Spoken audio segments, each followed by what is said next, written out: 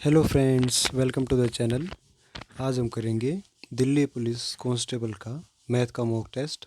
तो चलिए शुरू करते हैं। फर्स्ट क्वेश्चन हमारा, एक ग्रुप में एक समूह में 35 छात्रों की औसत ऊंचाई 156 सेंटीमीटर है।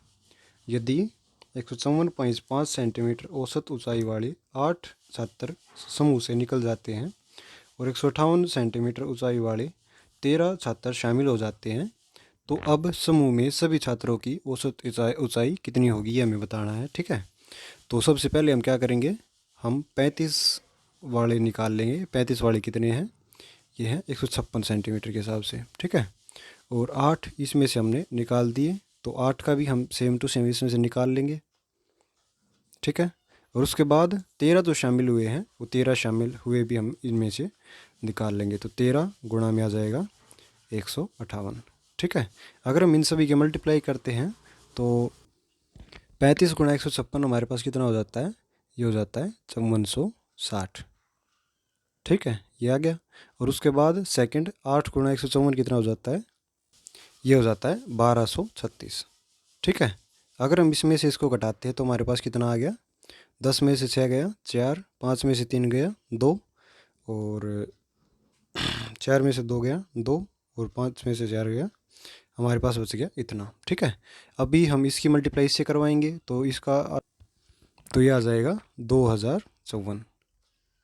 ठीक है, 2054 आ गया। अभी इसके अंदर हम क्या कर देंगे, 2054 को ऐड कर देंगे। ठीक है, और इसमें से हम इसको घटाएंगे तो हमारे पास कितना आ जाएगा, 27। 27 में अगर हम 13 जोड़ते हैं तो हमारे पास कितना आ जाएगा, 40। ठीक है, तो 40 को अगर हम इसमें ऐड करते हैं, भी 4 4 8 हो गया, 5 और 2 7 हो गया, 2 और ये 6 हो गया। ठीक है, तो अभी औसत निकालना है, तो औसत इतनों का निकलेगा, तो बटे में कर देंगे इसके। तो यहाँ पे आ जाएगा 6278, भाग में आ गया 40। ठीक है, पहले हमने क्या किया, इसमें से 8 को निकाल दिया, मतलब 5660 और 5660 में से हमने 1200 निकाल दिया। ठीक है, ये आ गया। ओके, फिर हमने 13 ऐड किए हैं, 13 का कितना आ गया, 2054। तो 2000 इसमें ऐड, 2054 इसमें ऐड कर दिए, इतना आ गया। इतनों का भी 40 के हिसाब से निकालना हमें। ठीक है, तो अगर हम इसमें से इसको काटते हैं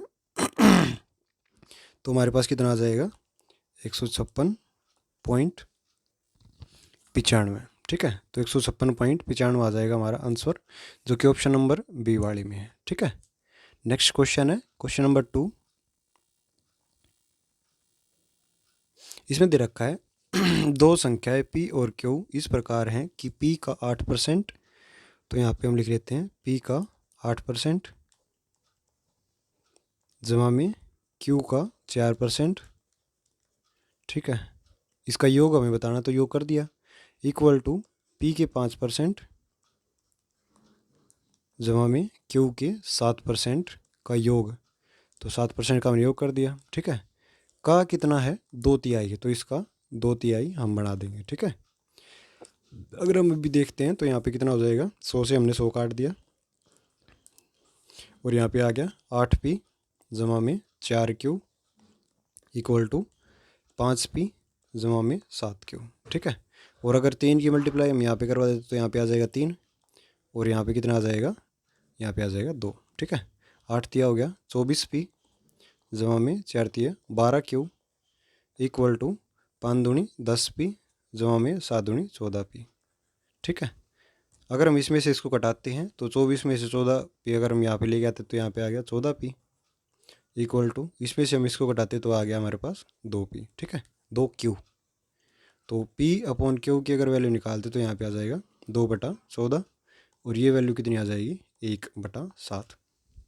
ठीक है, तो हमारा ऑप्शन कौन सा आ जाएगा, option number D. Okay, next question है क्वेश्चन नंबर 3।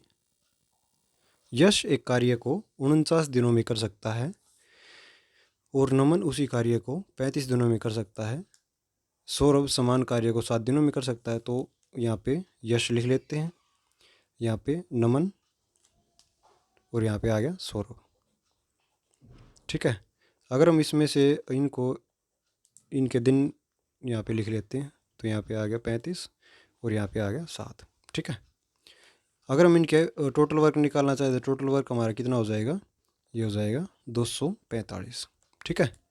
और अगर हम इसकी मल्टीप्लाई से करवाते तो यहाँ पे आ जाएगा पहले 5, 49 गुणा 5 होता है 245, 35 गुणा 7 होता है 245, और यहाँ पे कितना हो जाएगा 35, ठीक है। 35 गुणा 7 होता है 245, ओके। तो इसमें बता रखा है पहले दिन यश काम करता है, दूसरे दिन नमन काम करता है, और तीसरे दिन सौरव काम करता है, ठीक है। मतलब 3 दिन में कितना काम होगा, 3 दिन में काम होगा 47, ठीक है। और फिर से चौथे दिन यश काम करता है, मतलब ये साइकिल चलता रहेगा, ठीक है। तो उस कार्य को पूरा करने में कितना समय लगेगा वो हमें बताना है, ठीक है। तो अगर हम इसकी मल्टीप्लाई किससे करवाते हैं, 5 से, तो यहाँ पे कितना आ जाएगा, 47 गुणा 5 होता है 235, ठीक है। तो हम इसकी मल्टीप्लाई यहाँ पे भी करवा देते हैं 5 से, तो ये हो गया 15 दिन। तो 15 दिन तो यहाँ पे हो गए। और उसके बाद कौन काम करेगा, ये फिर से यश काम करेगा, तो 1 दिन और काम हो जाएगा, और यहाँ पे भी एक काम हो जाएगा, ठीक है। तो ये हो जाएगा 240, ये हो जाएगा 16, ठीक है। अभी काम कितना बच गया, अभी काम बच गया 5, लेकिन काम कौन करेगा, नमन करेगा, और कितना करेगा, 7 करेगा, ठीक है। तो ये आ जाएगा 16 सही 5/7, ठीक है। तो ये आ जाएगा। अगर हम इसको फ्रैक्शंस में तोड़ते हैं तो ये आ जाएगा 16 से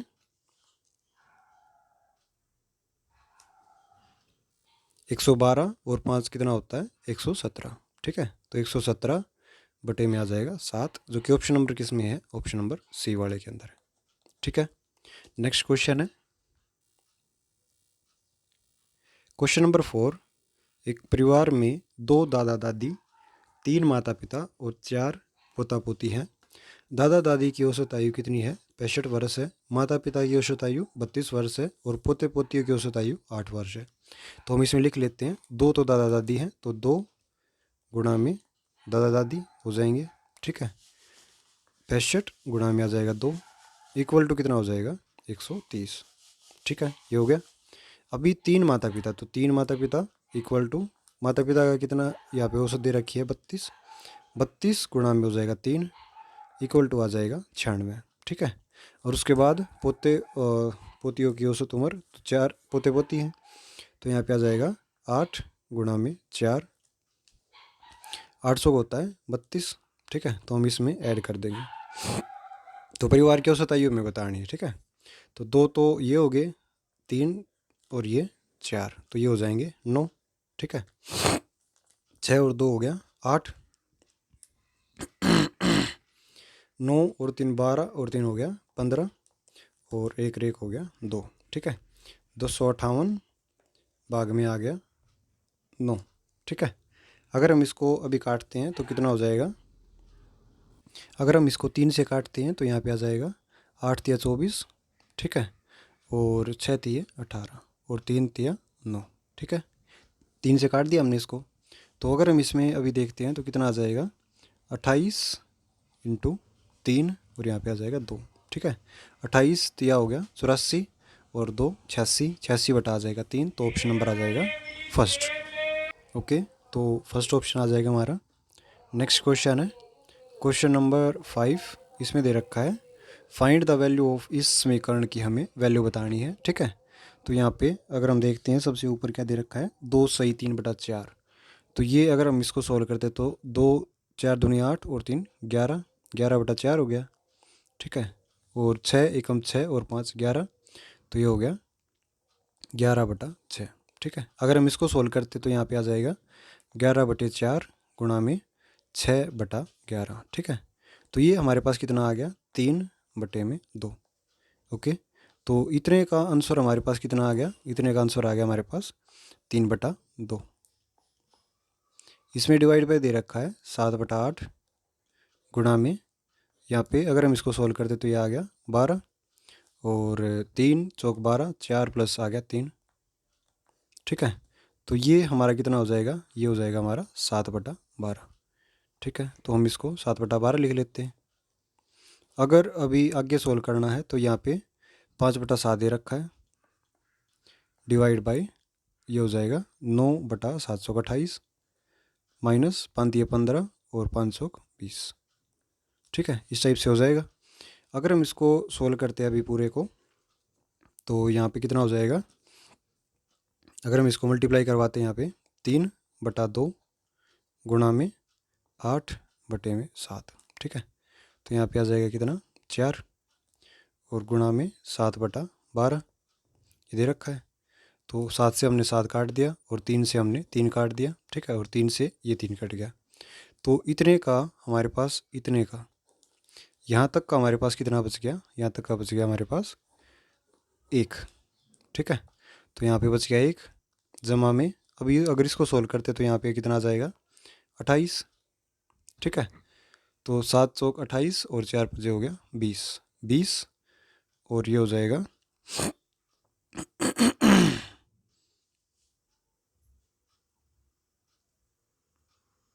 1 मिनट, ये डिवाइड है हमारा ना कि माइनस। तो हम क्या करेंगे, इसको हम इसको पहले 5/7 गुणा में 28/9, ठीक है। तो 7 चौक 28, तो ये हमारा कितना हो गया, ये भी हो गया 5 चौक 20/9, ठीक है। तो थोड़ा ऊपर कर लेते हैं माइनस का, अगर हम इसको काटते तो 3 बजे 15 और 3 चौका 20, ठीक है। तो ये कितना बच गया, 1 जमा में 20/9 घटा में 3/4, ठीक है, ये बच गया। अभी अगर हम इसको एलसीएम लेते हैं, सबसे पहले प्लस वाले को जोड़ेंगे, मतलब इसको जोड़ेंगे सबसे पहले, ठीक है। तो ये आ जाएगा 9, 20 जमा में 9 घटा में 3/4, ठीक है।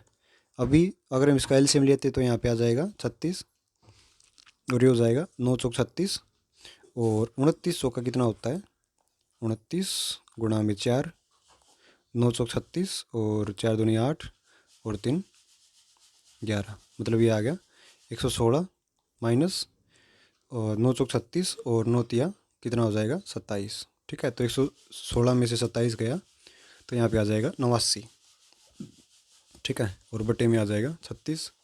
अगर हम इसको काटते हैं तो ये कितना आ जाएगा, 36 दूनी 72 और 17 कितना होता है 89। तो ऑप्शन नंबर हमारा कौन सा आ जाएगा, ऑप्शन नंबर डी, ये वाला, ठीक है। नेक्स्ट क्वेश्चन है क्वेश्चन नंबर 6। एक परिवार में चावल, पेट्रोल और तेल का खर्च का अनुपात 8:11:6 है। यदि इन वस्तुओं की कीमतों में इतनी बढ़ोतरी हो जाए तो वस्तुओं का परिवार द्वारा कुल खर्च में कितनी वृद्धि हो जाएगी। तो हम मान लेते हैं कि इनका परसेंटेज 80 है, ठीक है। उसके बाद यहाँ पे 110 है और यहाँ पे 60 है, ठीक है। थोड़ा अलग अलग लिख लेते हैं, तो इनको थोड़ा, इसको भी अलग से। अगर हम इसमें अभी क्या करते हैं, हम इसमें 10% की वृद्धि करते हैं, तो यहाँ पे 10% की वृद्धि हो जाएगी, तो ये कितना हो जाएगा, ये हो जाएगा 88, ठीक है। अगर हम इसमें 20% की वृद्धि करते हैं तो यहाँ पे कितना हो जाएगा, ये हो जाएगा 11, मतलब इसके अंदर अगर हम जोड़ते हैं 110 के अंदर 11 जोड़ते हैं तो यहाँ पे आ जाएगा 121, ठीक है। और इसके अंदर अगर 30% जोड़ते हैं तो यहाँ पे कितना हो जाएगा, 6×3 18, ठीक है, ये हो जाएगा 78। तो बढ़ोतरी हमें बतानी है। अगर हम इन सभी को जोड़ते तो यहाँ पे 8 और 6 14 और 11 कितना हो गया 250, ठीक है। पहले वाला कितना है 250 है, और दूसरे वाला कितना हो जाएगा, दूसरे वाला हो जाएगा 298, इन सभी को जोड़ के, ठीक है। तो कितने की बढ़ोतरी हुई है, बढ़ोतरी हुई 48 की, ठीक है। किस में से, इस 250 में से, और गुणा में आ जाएगा 100, ठीक है। अगर हम इसको इससे काटते हैं तो यहाँ पे आ जाएगा 5 दूनी 10 और 5 पूरे 25, ये हो जाएगा 5 45, ठीक है। और उसके बाद 5 30.6, 6 दूनी आ जाएगा 12 और 9 दूनी 18 और 1 19 पॉइंट आ जाएगा हमारा 2, ठीक है। तो ऑप्शन नंबर कौन सा आ जाएगा, option number D, okay. Next question है क्वेश्चन नंबर 7। सोमराज ने 11,550 की राशि 10% की वार्षिक ब्याज दर पर उधार ली, जिसमें ब्याज वार्षिक दर से चक्रवृद्धि की जाती है। उसने पूरी राशि 2 बराबर किस्तों में चुका दी, प्रत्येक किस्त का मूल्य क्या होगा। तो अगर हम देखते हैं किस्त बराबर होती है सारी जितनी भी होती हैं, ठीक है। तो इसमें आ जाएगा एक मेथड होता है कि जितनी भी किस्त होती है ना उसका रेट का डबल होती चली जाती है, ठीक है। तो अगर हम देखते हैं यहाँ पे 10 और बटे में आ जाता है 100, मतलब ये रेट हो गया। तो ये आ गया 1/10, मतलब 10 से हो गया 11, ठीक है। और ये जो रेट है इसका वो हो जाएगा डबल। तो यहाँ पे हम क्या कर देंगे, इस रेट का डबल कर देंगे। तो ये हो गया 10 का 100 और ये हो गया 121, ठीक है। तो समान किस्त बनाने के लिए हम इसमें किसकी मल्टीप्लाई करवा देंगे, 11 की मल्टीप्लाई करवा देंगे, और यहाँ पर भी किसकी मल्टीप्लाई करवा देंगे, 11 की मल्टीप्लाई करवा देंगे, ठीक है। अभी ये कितना बन गया, ये बन गया 110, और ये कितना बन गया, ये बन गया 121, ठीक है। ये वाली क्या चीज़ है, ये है किस्त हमारी, ठीक है। और अभी अगर हम इसमें जोड़ते हैं तो ये आ जाएगा 0, ये आ जाएगा 1 और ये आ जाएगा 2, ठीक है। और अगर हम इसको जोड़ते हैं तो यहाँ पे आ जाएगा कितना, ये आ जाएगा 242। ये आ गया हमारा टोटल कि हमने कितनी किस्त दी है, और ये आ गया हमारा क्या कि मतलब हमने कितनी उधार ली थी, ठीक है। तो उधार हमारी कितनी आई हुई है, उधार आई हुई है 11,550। तो हम इसकी मल्टीप्लाई इससे करवा देंगे, ठीक है। तो 11,550 आ जाएगा। अगर हम इसको यहाँ पे इसका रेशो निकालते हैं तो इसका रेशो कितना हो जाएगा, इसका रेशो हो जाएगा 55 गुना, ठीक है। अगर हम अभी हमें निकालना है कि किस्त बतानी है, प्रत्येक किस्त की राशि, तो प्रत्येक किस्त की राशि यहाँ पे गुणा में कितना कर देंगे, 55 कर देंगे, ठीक है। तो ये कितनी हो जाएगी, 6,655, ठीक है। तो हमारा ऑप्शन नंबर कौन सा हो जाएगा, option number C. Okay, next question है क्वेश्चन नंबर 8। एक पुलिसकर्मी 600 मीटर की दूरी से किसी चोर का पीछा करना प्रारंभ करता है। पुलिसकर्मी और चोर की चाल क्रमशः 12 किलोमीटर और 10 किलोमीटर है। चोर कितनी दूर देर में पकड़ लिया जाएगा। तो सिर्फ और सिर्फ इस 600 मीटर का ही हमें क्या करना है, इसके हिसाब से निकालना है कि इतनी ही दूरी है इसकी, ठीक है। तो यहाँ पे कितनी दिखा रखी है, इसका डिस्टेंस मतलब स्पीड का डिफरेंस कितना दे रखा है, 2 किलोमीटर का, ठीक है, 2 किलोमीटर पर आवर। और डिस्टेंस कितनी दे रखी है, 600 मीटर, ठीक है। बस हमें यही चीज़ निकालनी है कि इनके बीच का डिफरेंस, इनके बीच की दूरी का डिफरेंस और इनके बीच की स्पीड का डिफरेंस, ठीक है। तो यहाँ पे 2 किलोमीटर का डिफरेंस दे रखा है, 2 किलोमीटर पर आवर का। तो अगर हम इसको मीटर पर सेकंड में कन्वर्ट करते तो यहाँ पे आ जाएगा 2 गुणा में 5/18 इक्वल टू 600 मीटर, ठीक है। 2 नीम 18, तो ये हो गया 5/9 मीटर पर सेकंड, मतलब ये सेकंड में आ गया, ठीक है, इक्वल टू 600। अगर हम एक की वैल्यू निकालते हैं यहाँ पे, तो यहाँ पे आ जाएगा 600 गुणा में 9 भाग में 5, ठीक है। इससे हम इसको काट देते हैं तो ये हो गया 120, 120 निम्मा हो गया 12 निम्मा 108, मतलब ये होगी 1080 सेकेंड, ठीक है। तो अगर हम इसको 60 से डिवाइड कर देते तो ये मिनट में कन्वर्ट हो जाएगा। और अगर हम इसको इससे काटते हैं तो यहाँ पे हमारे पास कितना आ जाएगा, 18×8 ठीक है। तो मतलब ये आ गई 18 मिनट। ओके, तो मतलब 18 मिनट में चोर पकड़ लिया जाएगा, ठीक है। तो ऑप्शन नंबर आ जाएगा डी। ओके, नेक्स्ट क्वेश्चन है क्वेश्चन नंबर 9। एक व्यक्ति किसी वस्तु को 20% के लाभ पर बेचना चाहता है, लेकिन उसने इसे 20% की हानि पर 480 रुपये में बेचा। आवश्यक लाभ प्राप्त करने के लिए उसे कितने मूल्य पर बेचना चाहिए। तो सबसे पहले तो हम क्या करेंगे, 20% की हानि निकालेंगे। तो यहाँ पे 20% इक्वल टू 1/5, तो यहाँ पे 5 से हो गया 4, ठीक है।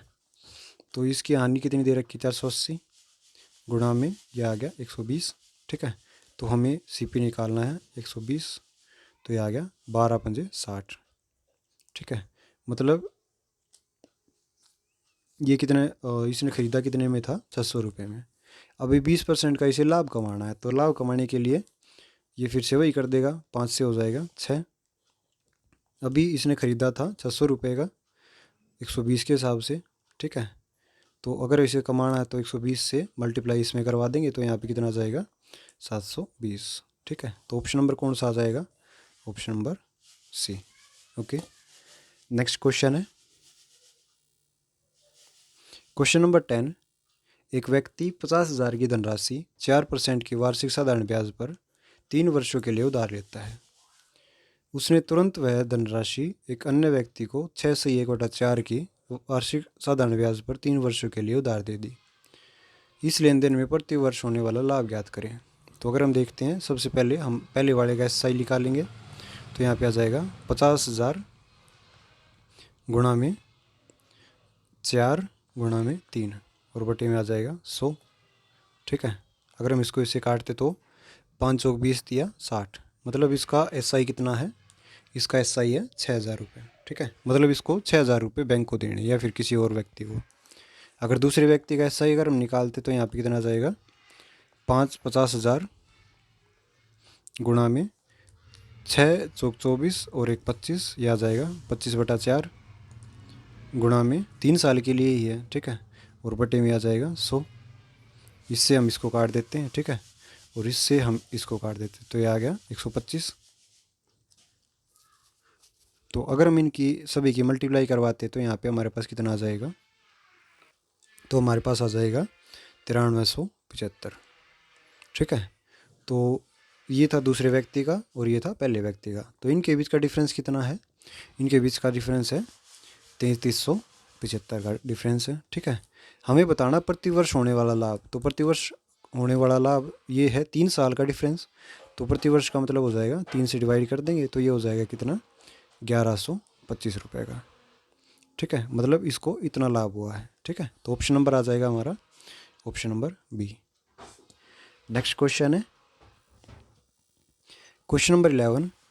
7, 5 और 3 के चौथे समानुपाती और 7 और 13 के तीसरे समानुपाती के बीच का अनुपात क्या होगा। तो अगर हम चौथे समानुपाती निकालना चाहें तो हमारा क्या फॉर्मूला होता है, BC/A। ठीक है, और तीसरा अनुपाती का क्या फॉर्मूला होता है, B²/A। ठीक है, तो इन दोनों का हमें क्या करना है, इन दोनों का हमें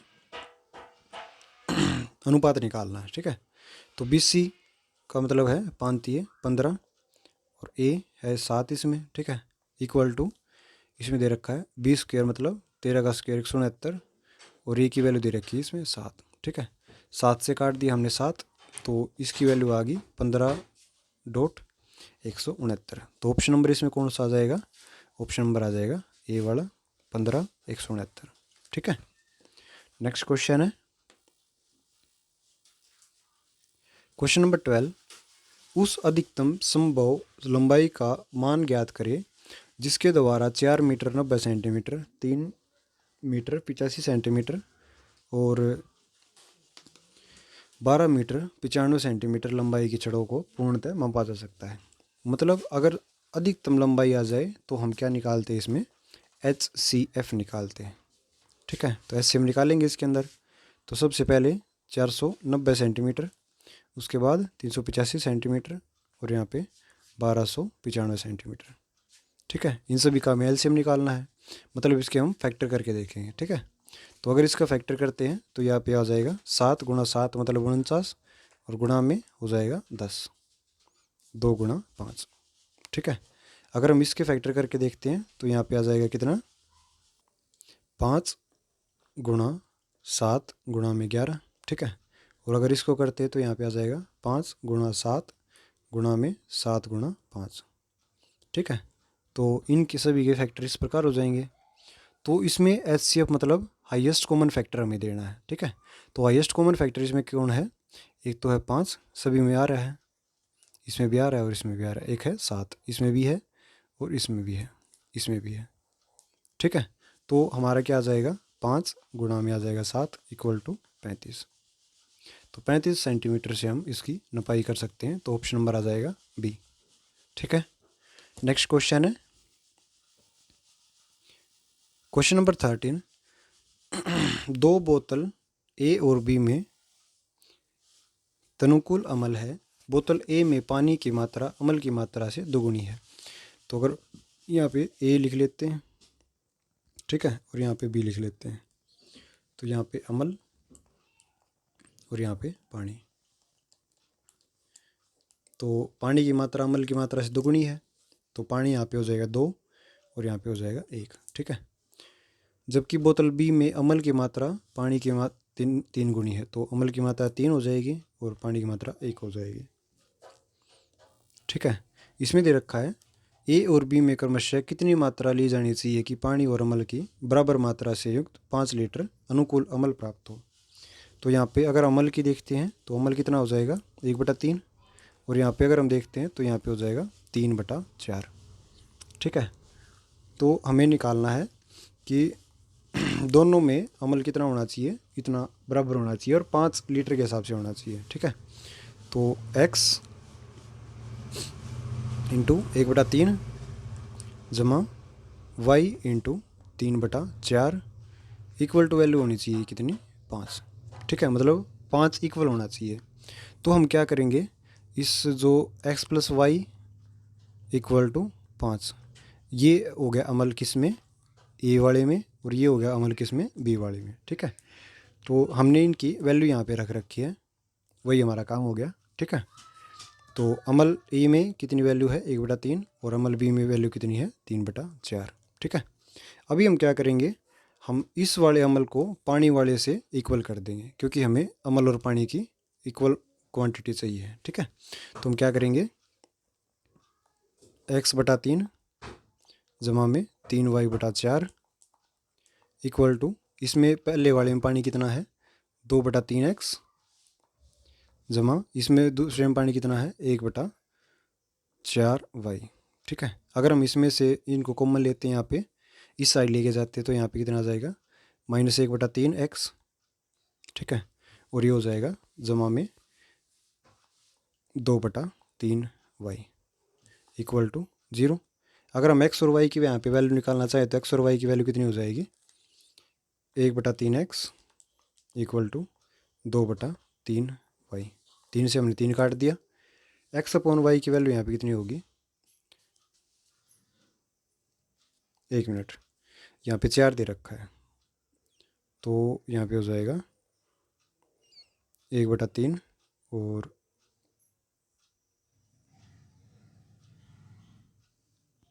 यहाँ पे आ जाएगा 1/2, ना कि 2/3, यहाँ पे 1/2 आएगा, ठीक है। क्योंकि 3/4 में से 1/4 घटाएंगे तो आ जाएगा 2/4 और 2/4 हो जाता है 1/2, ठीक है। तो यहाँ पे भी ये वाला कट जाएगा और ये वाला हो जाएगा कितना 1/2, ठीक है। अभी नहीं कटेगा तो x/y की वैल्यू यहाँ पे कितनी आ जाएगी 2/3, ठीक है। तो ऑप्शन नंबर कौन सा आ जाएगा, option number C, okay. Next question है क्वेश्चन नंबर 14, 75 से 97 तक की प्राकृतिक संख्याओं का योगफल ज्ञात करना है। तो सबसे पहले हम क्या निकाल लेते हैं, सबसे पहले हम निकाल लेते हैं कि कितनी संख्याएं हैं जिनका हमें क्या ज्ञात करना है, योगफल ज्ञात करना है, ठीक है। तो TN का फॉर्मूला होता है हमारे पास last number minus first number plus में 1, ठीक है। तो ये फॉर्मूला हो गया। अगर हम इसमें वैल्यू रखते तो वैल्यू आ गई last number 97 minus first number 75 जमा में आ जाएगा 1, ठीक है। और ये हो जाएगा कितना 23। हमें अभी सम निकालना है तो SN का फॉर्मूला लग जाएगा n/2 A प्लस में L, ठीक है। n/2 का मतलब 23/2 गुणा में 97 प्लस 75, ठीक है। 1/2 23/2 गुणा में ये कितना हो गया 7 और 5 12, 9 और 7 16 और 1 17। अगर हम इससे इसको काटते हैं तो यहाँ पे आ गया 8 दूनी 16 और 8 6 दूनी 12, ठीक है। अगर हम इसकी मल्टीप्लाई इससे करवाते हैं तो हमारे पास कितना आ जाएगा, यह आ जाएगा 1978, ठीक है। तो ऑप्शन नंबर कौन सा आ जाएगा, ऑप्शन नंबर डी वाला, ठीक है। नेक्स्ट क्वेश्चन है क्वेश्चन नंबर 15, एक ट्रेन सीधे रेल पथ पर 129 किलोमीटर की चाल से चल रही है और समानांतर सड़क पर एक छोटी कार 60 किलोमीटर प्रति घंटा की चाल से चल रही है। यदि ट्रेन 943 मीटर लंबी है और वे एक ही दिशा में चल रही हैं, तो कार को पूरी तरह से ट्रेन को पार करने में कितना समय लगेगा। ट्रेन की लंबाई की तुलना कार से नहीं करें, ठीक है। तो यहाँ पे क्या होगा कि दोनों चीज़ एक ही साइड चल रही है, मतलब ये ट्रेन है और ये कार है, तो इनकी जो रिलेटिव स्पीड होती है वो घट जाती है, ठीक है। तो S1 minus S2 equal to distance upon time, ठीक है। तो यहाँ पे इसकी स्पीड कितनी दे रखी है 129 और इसकी स्पीड कितनी दे रखी है 60 किलोमीटर। तो यहाँ पे आ जाएगा 129 माइनस 60 मल्टीप्लाई बाय, अगर हमें इसे मीटर पर सेकंड में कन्वर्ट करना है तो 5/18 से मल्टीप्लाई कर देंगे, ठीक है। इक्वल टू डिस्टेंस कितनी कवर करनी है 943 मीटर, तो यहाँ पे 943 मीटर आ जाएगा और बटे में हो जाएगा टाइम, टाइम हमें निकालना है। तो टाइम इक्वल टू 943 गुणा में 18 बटे में यहाँ पे कितना हो जाएगा 69, ठीक है, और गुणा में आ जाएगा 5। ओके, तो अगर हम इसको अभी काटते हैं इसको, तो इसकी वैल्यू कितनी आ जाएगी काटने के बाद, इसकी वैल्यू आ जाएगी 49.2, ठीक है। तो ऑप्शन नंबर आ जाएगा कौन सा, ऑप्शन नंबर ए। ओके, तो हमारे 15 क्वेश्चन कंप्लीट हुए। आप हमें बता सकते हैं कि आपके 15 में से कितने क्वेश्चन ठीक हुए हैं। Okay, thank you.